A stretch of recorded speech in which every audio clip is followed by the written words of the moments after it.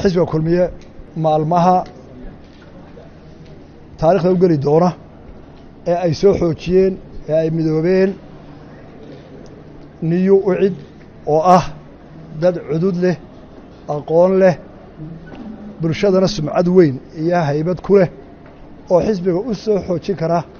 hadday cod tahay iyo hadday maamul tahay iyo hadday ololo tahay iyo hadday dhaqaalo tahayba intaba wata ayaa ku soo biiray oo soo xoojiyey aad iyo aad baan ugu mahadnaqaynaa ciidankaa rag iyo dumar leh aqoon-yahan leh ganacsi leh madax dhaqameed leh qurba joog leh dhallinyaro leh ciyaartooy leh ee u jawaal hogaaminaya aad iyo aad baan ugu mahadnaqaynaa aad iyo qalbi sanna waa ku soo dhoweynaynaa waxaananu ku heshiinay wixii danta iyo ummadda u dan ah in wixii khalada ay arkaana aynu isu sheegno wixii wanaagaana ku wad soconno weeye go-aanka iyaga asalkiisu aad iyo aad baan ugu mahadnaqaynaa mahadnaqaa kadib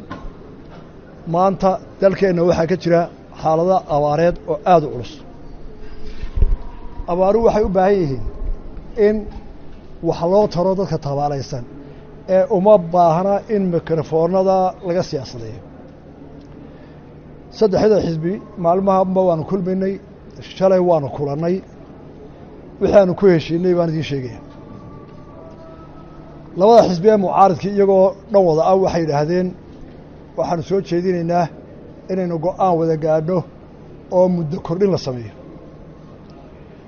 annagu waxaanu soo jeedinay dadkeenna maanta abaaraha iyo doorashadii waxa laga yeelayo waxaynu u baahan nahay inaynu sifo sharciya iyo talo badan u yeelanno maxaanu uga duwanaanay baa taalla ee aanu tooda si ay doonayaan u raaci weynay kalamaanaan annagu waktiga time kamaanaan wada hadal kamaanaan heshiin sharcigii hala furo oo doorashadii hala joojiyo kamaanaan heshiin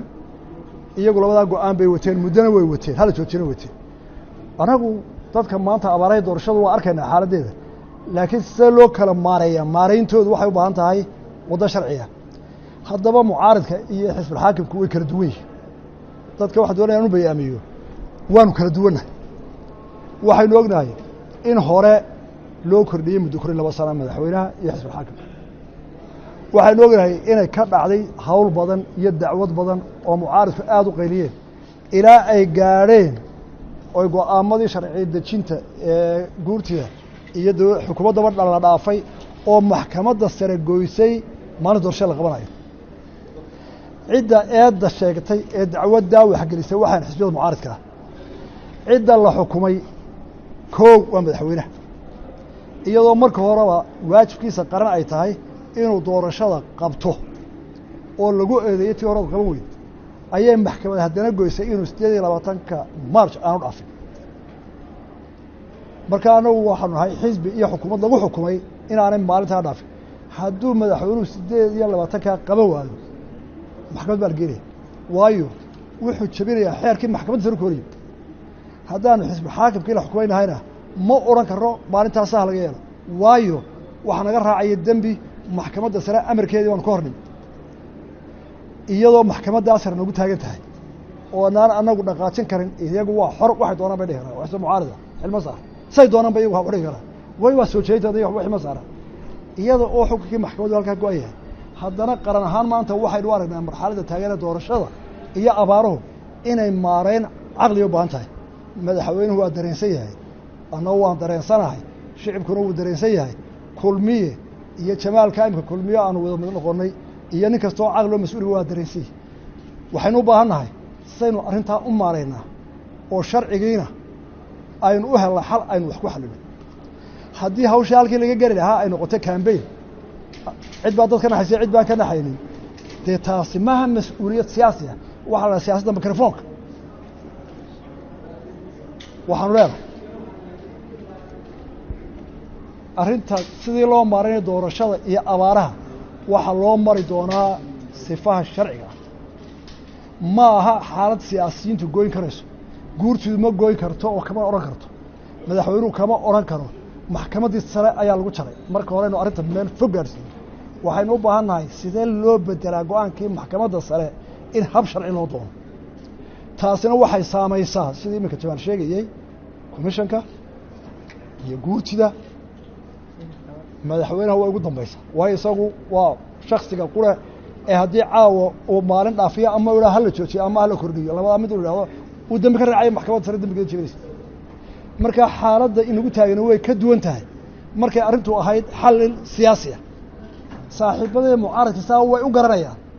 laakiin waxay ka doorbideen inay yidhahdaan annaguna dadkaanu ka naxaynaa kulmiye xukuumadda kama naxayaan dadka waxa ka naxaya ninka u gurmada dadka waxa ka naxaya qofka wax u tara xukuumadda waa mas-uuliyaddeeda koobaad hawl waloo kaleba inay joojiso oo u gurmato dadka waana ku jirtaa qorshihii horena way wada haddana way bilaabaysaa waana waajib muqadasay ku tahay xukuumadda iyo xisbiga xaakimka iyo mucaaridka iyo ganacsatada iyo ummadda oo dhan qofna wuxuu qaban kara way qabto taasi waa inoo guddoon oo isma diidanin war maxkamaddii baa taagana xaggaynu isu nimaadaynu si miyir qabto oo sharciga waxu maaraynoo doonana waxaa laga doorbidayaa siyaasadda mikrofoonka taasina sax maaha waxaan leeyahay shalay waxaan isku raacnay rag baa yidhi waxaan isku raacnay muddo kordhin oo xisbiyada kale aho jaladka ka akriya taasi sax maaha waa been waxaan isku raacnay arrinta saynu u maaraynaa idinku kuwiina xagga dembiga naga cawday ee xukunka maxkamadda noo gooyay baa tihi nala gara sidii maxkamadda looga furfuri lahaa arrintan muddana kumanaan heshii waktina kamaana wada hadal waxa ka horreysa waxaasoo dhan sida go-aanka maxkamadda si sharciga looga furfura kiina lama aadin go-aan ba iska gaadheen dadkay dhacsiinayaan annagu waxasaan ogolayn dadka kale wax ogolayn waxaynu u baahannahay inay xisbiyada mucaaradka sharciga ku soo noqdaan sharciga la eego commissionka lala tashado maxkamaddii sare lala tashado guurtidii lala tashado